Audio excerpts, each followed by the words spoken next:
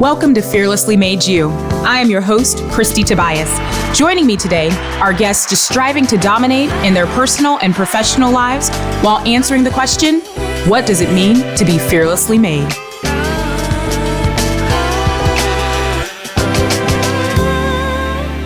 On this episode of Fearlessly Made You, I am absolutely thrilled to introduce a dear friend, a songwriter, a meditation coach, an NLP practitioner, and someone who I am just honored to have in my life, Hane. Hane, welcome to Fearlessly Made You. Thank you very much. I can't tell you how exciting it is to have you with me. And also primarily because I feel like there's such a beautiful journey that we've been on together as friends. It's been a wild ride.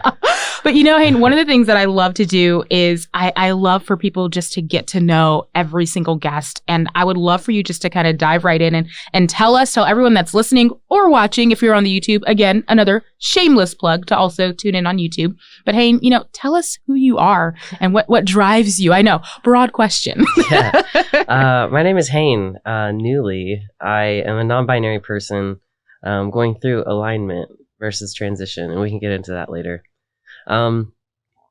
I prefer the pronouns they, them, but in alignment, people will perceive what they will. So I get them all. It's good.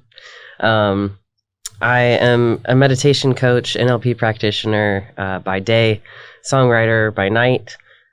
You don't sleep is what I'm hearing you say. No, actually, I'm in a really great self-care routine. Yes, good. And I will attribute that to empathic practice. I love that. But yeah, just kind of finding my groove is what it means to be an adult in this weird life where we're still kids. I love that you say that. So the interesting thing about Hane, and I'm going to tell two stories. Story one, and I know you have no idea where this is going. Mm-mm. Story one is Hane and I met prior to alignment. Mm-hmm. So when Hane was identifying as she, and I say that hesitantly because it was but am I at that point too? And we had that dialogue pretty early on. And it's why I am super honored to have Hane in my life, because it's a lot to trust someone and share things. And I feel like we had that connection super quick. And it was a super awkward time to have that connection too. Yeah, man. If you thought first puberty was weird, second puberty is even more weird. But the other thing that I'll share, and I don't know if you know this, so my dad had the chance to meet you. Yeah. And so my dad looked at me. And not that my dad is like super, he's 61, so, a little older school. But one of the most like open people that you'll ever meet. And he looked at me and he said, okay, I'm learning these things. So what do I say? And I was like, they, them. I didn't even have to know what he was talking about. He was like, okay. And like that was after meeting you. Because he also was like, I didn't know which direction to go.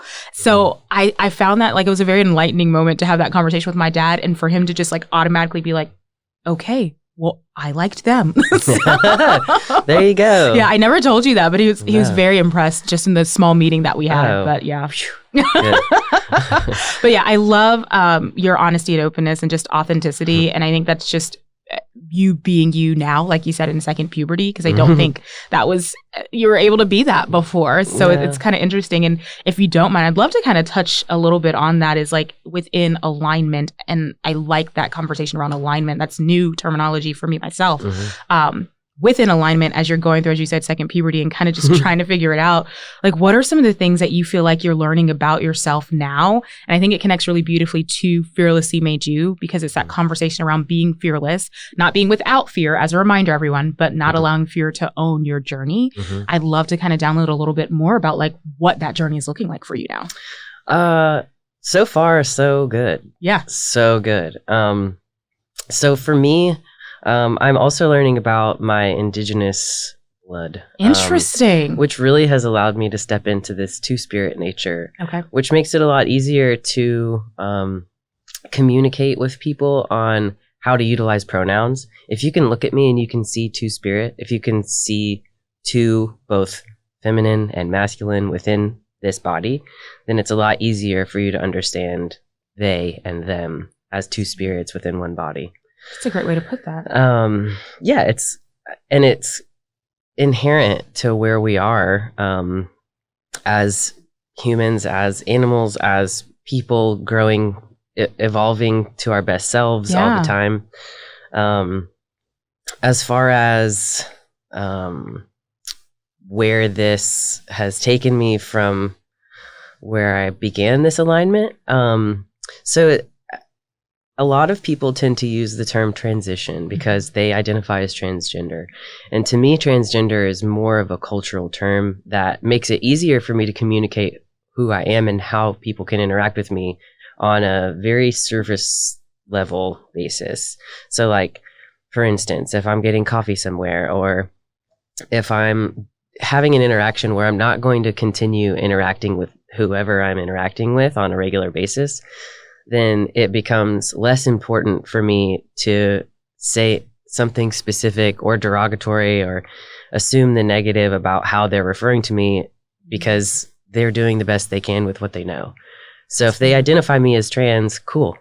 But for me, what that does is that insinuates that you're transitioning on a linear spectrum. So to me, gender is not just a spectrum that is one line where we begin with female and end with male. It's this full circle.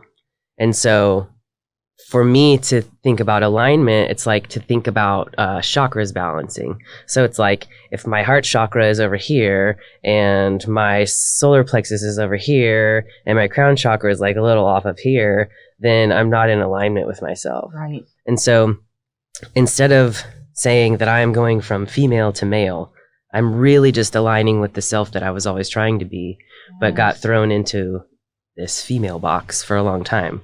But that taught me a lifetime's worth of information and wisdom.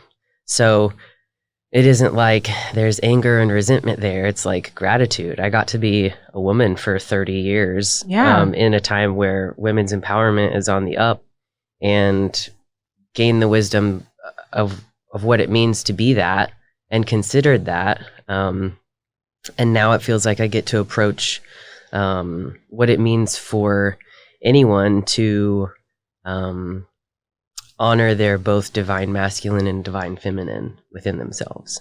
That's by far the best explanation that I have ever heard anyone give for this journey, truthfully, because, and again, this is not my journey by any means. I've always identified specifically as female, and I've, especially in getting to know where a lot of my friends' journeys are and seeing a lot of people who I knew from many years ago and now have gone through alignment and some transition as well. It's interesting because hearing you describe the reality of there's no like resentment. And I think that's the piece that, I'll say this bluntly, and this is Kristie's opinion, society, and I use society loosely, a lot of people in my experiences automatically assume because you're choosing this course, and it's not so much choosing, it's kind of choosing you, that there must be like you're unhappy with what has happened in your life before.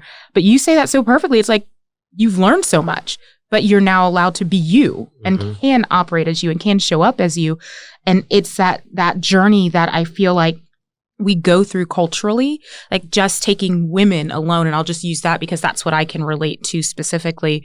Just the journey for me as a Black woman and being able to show up not just as woman, but as Black woman. Like I think that journey and being able to authentically be that Black woman, just like for you being able to authentically represent both masculine and feminine spirits now, God, it's so beautiful. And I love that explanation of it. And I thank you for grounding us in that and for the patience. Hane and I had a conversation recently about some people who just don't respect the journey at all. And the way that you approach those conversations and you're like, well, I just know that I'm probably not going to be associating with this person anymore, I think is so wise. And it's so humbling. So how it's the how, right? Like, cause I my limited perspective, because I also have a little more of a feistiness would be like, listen, like you get out of my life, but you can't do that because then you probably won't have anyone in your life after a while. So like, how is this energy that you bring? Like how? It's a balance, and it's also understanding that are being shown that ego develops as we're toddlers, learning how to protect ourselves and become in our human bodies, you know. Before that, there's really little like consciousness. We're existing. We're just these weird little souls in these tiny little bodies that only sort of function, you know.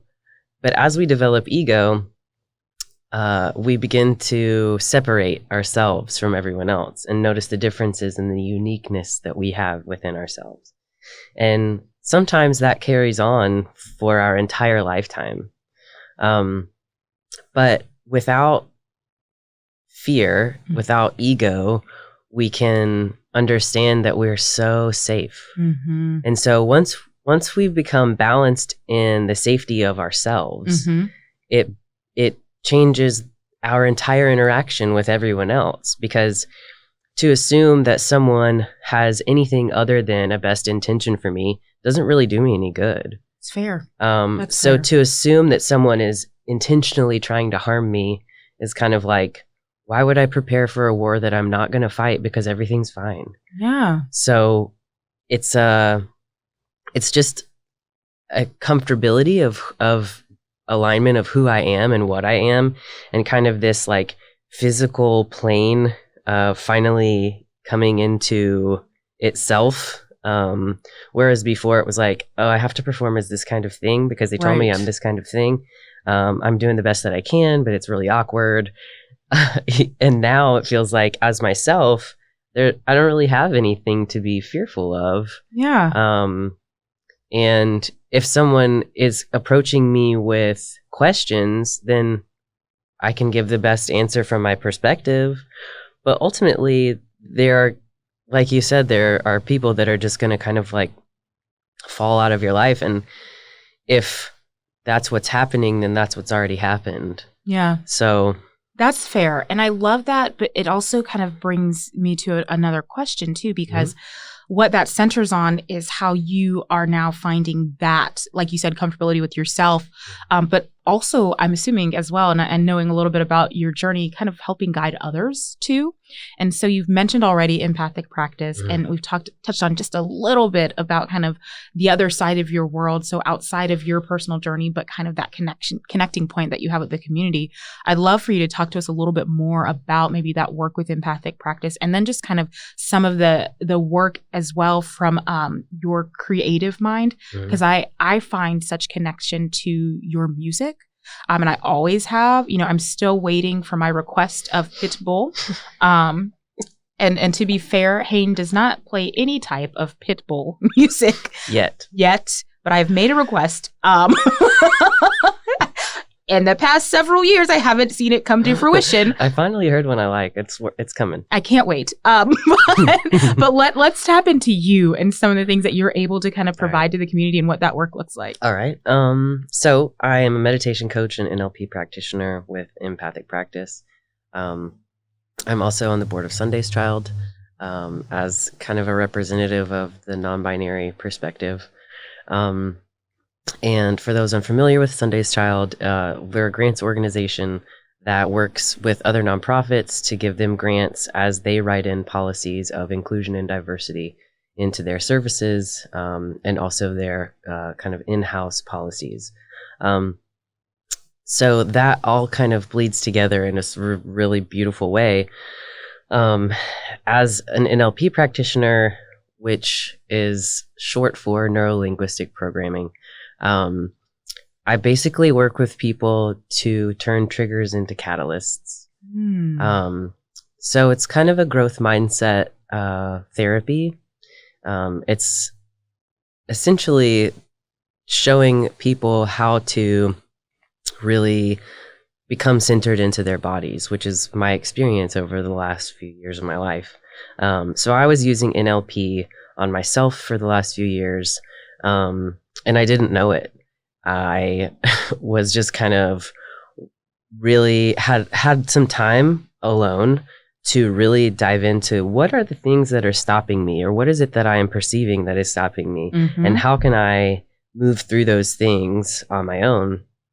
And it began with becoming aware of them. So if we break down NLP, it's neuro, which is the sensory input of our bodies. So any kind of situation, whether good or bad, however you perceive it, we have a physiological reaction. Our heart rate can go up. We can get sweaty palms. You can get goosebumps. It's kind of like, that's the sensory side. The linguistic side is not only how we talk about it externally to others, but also how we are internally self-speaking. So if we notice a trigger and we only get to the part where we're telling ourselves, it's a trigger, I'm triggered, I'm stuck. Right. Then we don't ever have any behavior that moves us through that. Yes. So the programming part is the behavior, the movement of ourselves emotionally, mentally, physically through this problem or through what we're seeing as a problem. And so that's part of what I do. I am really looking forward to focusing on the LGBTQIA community because there is a lack in access to that sort of mental health care in that capacity. But in working under the roof of Empathic Practice, it's a holistic wellness clinic. So it's not only accessing mental health in a healthy way, in a growth mindset, but it's also being able to access other self-care things that basically any marginalized community does not have the same kind of access to. Absolutely. So that's my commitment, is to be able to provide accessible care and kind of the progress mindset through difficulties into thriving. You know, what you say resonates so beautifully, because for those of you that have, of course, read Fearlessly Made You, and if you haven't, the book Fearlessly Made You is where this podcast started. And in that dialogue, it's about my post-traumatic stress disorder.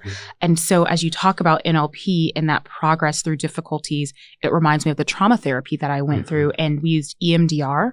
And I'm curious, and this is just my own brain thinking out loud. I was like, I'm curious if like the two like intersect or weave together, and I'm assuming so. So I'm seeing, you can't see this, but Hane's nodding their head, and it's so interesting because in my own trauma processing, and it's cool to hear like how your own processing has happened as well as you've been moving through alignment and thinking through that. There was that dialogue of, where does the difficulty hit when I feel like I'm in a box and stuck and I can't get out of it? And that's the hardest part to work through. But when you do, and I was recently on a podcast and we talked about people who don't go past it and they kind of stay there and they just kind of cycle, you're missing out on such a beautiful part of life, which is for lack of a better, the rainbow outside of the struggle. I know that sounds so cliche, but when you're in the struggle, it feels like that. Like once you can sight like little tiny pockets of light, you start to see that. And it's not to say the struggle ever really goes away, but that box starts to dissipate. So as we've talked about that journey and we think about what that means for the community, I think about the question of, as we talk about what it means for you to be fearlessly made, as we talk about the work that you get to do, as you think about advice or guidance that you would give people on how to own their fearless journey, what does that advice and guidance look like? Well, so one of the differences between me and a licensed mental health care worker is that I'm a meditation coach, and it can be my choice to share my story with clients or not. So one of the things that I've really embodied in the last couple of years is wearing vulnerability like armor. I love that. It disarms everyone else, and especially when it is aligned with our true self. That's just how it is. So to share pieces of my story with clients and say, you know, like, what I'm hearing you say is this is how I have dealt with something similar. I did this and this and this, or I had this happen and then I was, you know, whatever. But being able to share pieces of myself with clients allows us to connect on another level where they are already trusting me with all of this personal stuff that they're carrying. I don't want them to feel like they are anything less than because they have stuff, because everyone has stuff. And so it's like part of my practice is sharing myself with other people and just being, you know, blatantly honest and raw about the difficulties that humans have. And I think that helps connect there is a perceived divide between what it means to be gay or what it means to be trans or what it means to be anything. And it's like, I have the same colored blood and it's heavy sometimes. And just putting it out there that because I am a practitioner at this point in my life doesn't mean that I don't also have things that I work through on a consistent basis. And because I know that I can work through them on a consistent basis, because I've been given those tools, I'm here to show you what the tools are, and you can pick up whichever ones you'd like.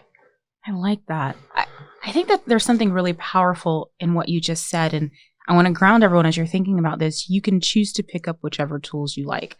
I think sometimes we think the journey through life or the journey through struggles or just the journey through transition or alignment or whatever that looks like for you has to be this big, like, okay, I've got to pull everything together or pull myself up by my bootstraps, because I think people want you to think that's what it is, and not saying that in an ignorant way on my end, but saying that anytime you're going through a struggle, people expect this, like, well, I've got to do this big thing. It's like, it's kind of more about the small things. Like, it's the ability to say, not today. Or in my counselor, I recently got a new counselor, and she said it perfectly. She's like, it's the ability to say, I don't have to. Or this is like, and I have struggled a lot with guilt, just unnecessary guilt. And she's like, you can listen to it and then just say, this doesn't pertain to me today.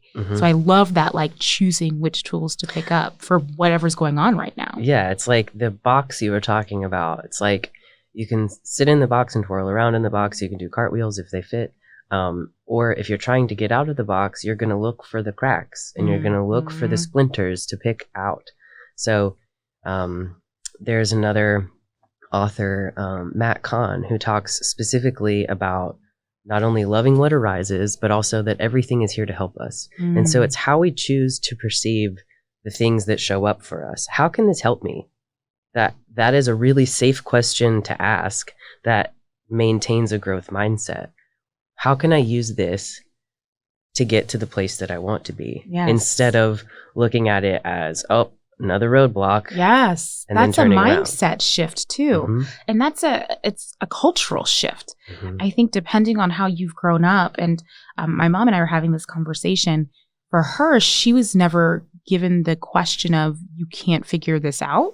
And I think that's just as what was ingrained in me growing up. But to your point, sometimes we've got to get to that place of being able to say, oh, wait, this doesn't have to be a block or a deterrent. Like, this can actually be something that I use as a stepping stone. So that, like, brick that's in the road, instead of me seeing it as blocking the road, I actually see it as helping me get above the gate that's actually in the middle of the road instead. That's actually a really important aspect of what NLP does, is like, if you think about it like a computer program, and eventually you have to empty the trash. Eventually, in old computer programs like MS-DOS, there was a process that you had to do every now and then called defragmenting. And it's the same thing, where you're removing the unnecessary things out of a trauma or out of a difficulty, and then you're making a brick with it, and then you're building a foundation, and then you're standing upon the foundation. And so it becomes more of a gradual process that you are a part of, that you are building from, instead of letting the bricks just hit you in the head. Yes. No, that's perfect. Absolutely. Because that's, we keep ourselves there, and we keep ourselves stuck there. And, I think something else that's really important that you said early on, and I kind of want to circle back to, which connects directly to this, is in that process, we also have to give ourselves the grace to have self-balance and self-care. And so, I mean, as you know, a lot of my self-balance and care wraps around wine culture a lot of times. But I know for you, and I love that you started off saying, I've found, like, kind of that good place of self-care. I'd love to, like, know, and I'd love for people to hear what that is, so they can understand a little bit of different ways that we can take care of ourselves. So what does that self-care and balance look like for you? So especially as I was reading your book, I was spending time at the beach, and that is, for me, especially alone, that's just a meditative place. Especially here, it's like we have quartz beaches. It's an energetically rich place to be for not only meditative practices, but just breath exercise, just being conscious of the breath in such a place brings me personally back into my body, which is something that as a non-binary person, you kind of realize once you begin alignment or transition that you've been out of your body for the majority of your life. Yeah. So bringing my soul and spirit back into my body is important. And being in such a calm place also gives me the chance to really collect what is it that I need? What is it that, we have physical needs like, what am I going to eat for lunch today? But we also have things like, what am I going to eat for lunch today? Or am I going to shower for the second time today? Or, just real simple things. And then we also have these soul needs. And so it's like taking the time to put myself in a place where I can really consider all of those things from a centered place, spiritually, gives me the chance to make time for those, and give myself grace for the fact that maybe I didn't do something this week that I could do every week, or maybe I should do something every day that I only do a couple times a week. So songwriting, for instance, it's an organic flowing energy.